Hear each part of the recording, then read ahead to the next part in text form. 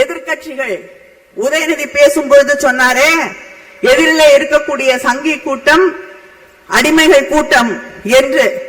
அவங்க இன்னைக்கு தமிழ்நாட்டை பார்த்து, நம்முடைய ஆட்சி திராவிட முன்னேற்ற கழக ஆட்சியை பார்த்து பெண்களுக்கு பாதுகாப்பே இல்லை என்று ஒரு கருத்தை சொல்லிக் கொண்டிருக்கிறார்கள்.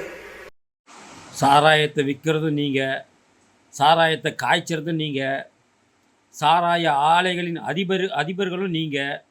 அதைவிட முக்கியமாக தேர்தல் அறிக்கையில் நாங்கள் ஆட்சிக்கு வந்தால் எங்கள் முதல் கையெழுத்து மது ஆலைகளை மூடுவோம், மதுவை ஒழிப்போன்னு சொல்லுவீங்க.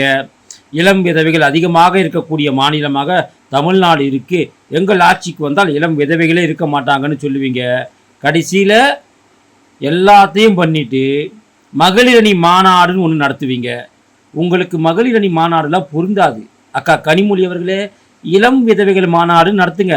அப்போ தான் கூட்டம் அதிகமாக வரும். ஏன்னா இந்தியாவிலேயே இளம் விதவைகள் அதிகமாக இருக்கக்கூடிய மாநிலம் தமிழ்நாடு. நான் சொல்லலை, நீங்கள் தான் சொன்னீங்க. அதனால் இளம் விதவைகள் மாநாடு நடத்துங்க. திமுகவுக்கு நிறைய கூட்டம் வரும்.